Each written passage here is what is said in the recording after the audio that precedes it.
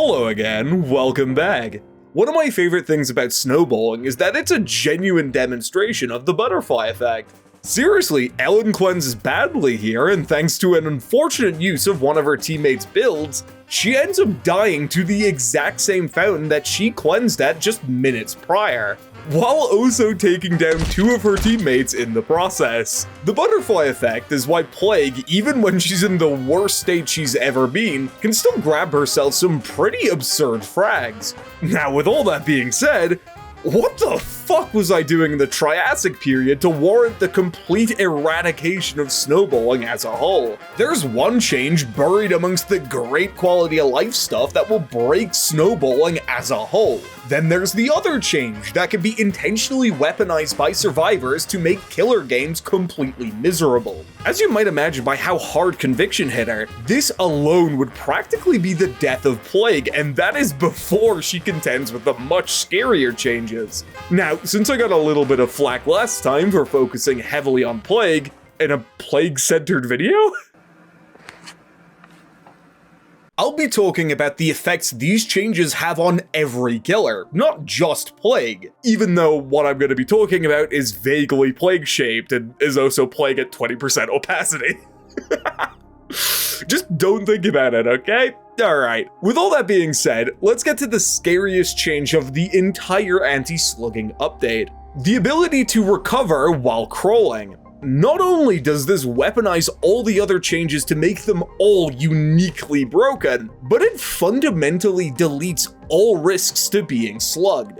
There's two options presented to a survivor as soon as they go down: recover on the spot or crawl away, with each of these choices having their own respective upsides and downsides.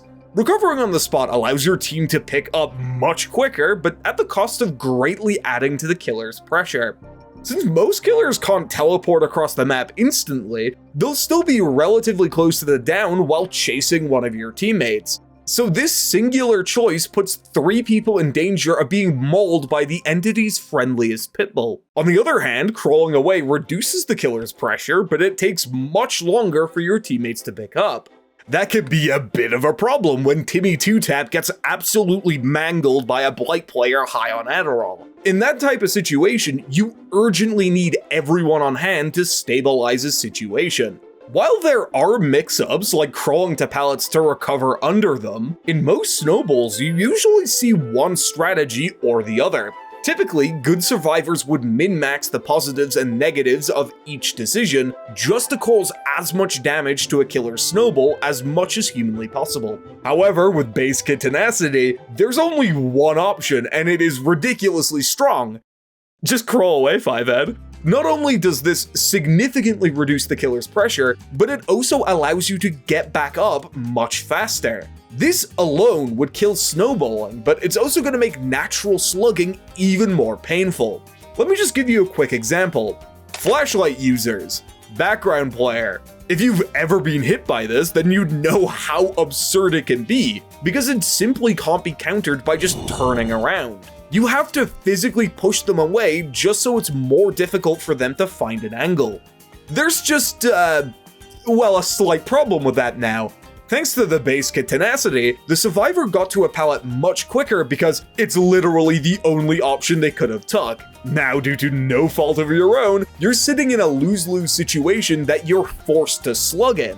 There's a variety of different situations where you have no choice but to leave someone on the ground just to slug. That's your Sabo squads, flashlight users, or just 2 morons looping together. Hell, you're even forced to slug the last person you hooked, no matter how long ago that hook was, just to avoid getting smited by the fucking gods. Basekit Tenacity is either going to make these situations even more obnoxious, or it's just going to create new lose-lose scenarios that would have never happened in previous patches. What's going to make this even more painful is that Basekit Unbreakable activates off the cumulative amount of time someone's been on the ground. So not only does this include these situations where you're forced to keep someone on the ground, or God forbid, they put themselves on the ground using plot twist or conviction, but it also includes the time from the down to when they get picked up. While that's usually about 3 seconds or so, that also doesn't account for the time it takes to break a pallet, break a gen, or God forbid, close the distance between you and the survivor because you dared to hit them with a projectile attack. You know, just thinking about this kind of punishes projectile killers for actually going for max range shots. As you might imagine, this little detail can almost certainly be weaponized by decent survivors to give themselves unlimited unbreakables, either to make whatever strategy they're using infinitely more torturous, or just to completely invalidate any and all snowballing attempts. What makes this even worse is that none of the anti-slugging perks got nerfed in response to this update. Even worse is that they actually buffed some of them.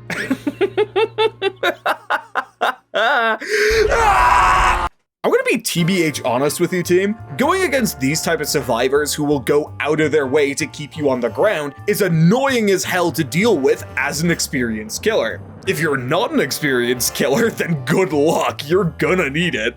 Not only do you not need to think about 99ing your Unbreakable anymore, which can allow you to farm as much time as humanly possible, but the fact that you can recover multiple times after you hit 90 seconds is an indirect buff to Unbreakable, one of the strongest perks in the game. If you're not understanding the issue yet, let me lay it out for you. If someone runs at you like an idiot after being unhooked and you, quite reasonably, leave them in the dirt, you get punished for that. You catch someone trying to go for a pallet save, you get punished for that. If survivors swarm the hook like I showed you earlier, you get punished for that. And when someone eventually stands up, you can't do anything to stop your pressure dissipating right in front of you.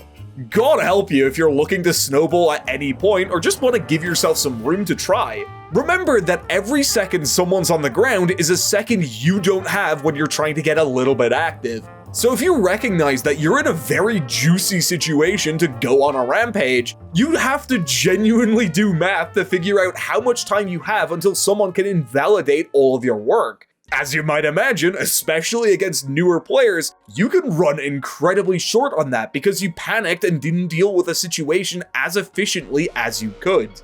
That's also forgetting that Basekit Tenacity can buy you even more time for the automatic pickup by just simply crawling away.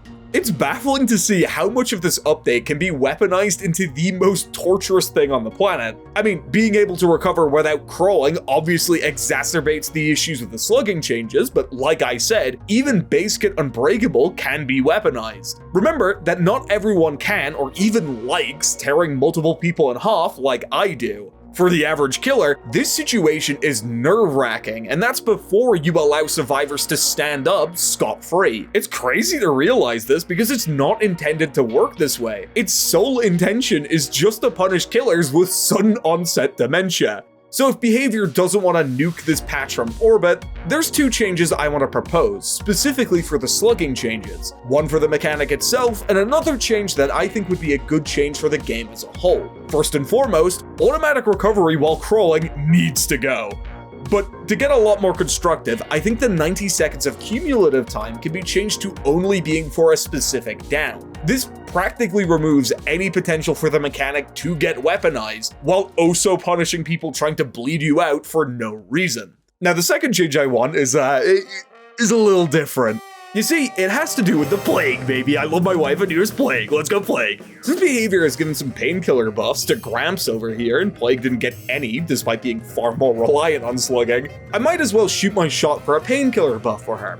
My proposed change is to reduce the decay rate of Corrupt while picking up, dropping, and carrying to at least half of what it usually is, and to add 20 extra seconds of Corrupt duration after hooking a unique survivor. Now, I know you might be accusing me of being big and greedy here, and honestly, I kind of am. However, my rationale for this is that Plague can still get stunned out of Corrupt while trying to hook someone, and since she can't use it, she's particularly vulnerable to losing Corrupt. Not only that, but Corrupt can't be paused like Oni's Blood Fury. I mean, how's she gonna get it back from the same Corrupt fountain? Reducing the decay while carrying is a nice middle ground. Not only does it mean she still has to think about the intricacies of picking up and activating Corrupt, but it also doesn't punish her as extremely hard as it previously did for just trying to hook people. Now let's talk about the much juicier change. Extending an active corrupt's duration by an extra 20 seconds for each unique hook. Why would I suggest this? Wouldn't this make Plague an S-tier character? No, not really. Remember that hooking requires Plague to go to a set location that everyone can see. This allows survivors ample time to react to her, which in turn makes Corrupt a whole lot less lethal. Remember, its max range is about 13 meters, so you can quite easily make it to safe structures before you're in any danger. I also thought this change was fitting because this whole update is themed around making killers play nicer, and there's nothing I think that would encourage Plagues to be more wholesome Chungus than, dude, this patch fucking sucks, but at least I can get 20 extra seconds for hooking people. That's so fucking cool, it makes me want to walk through pallets without looking.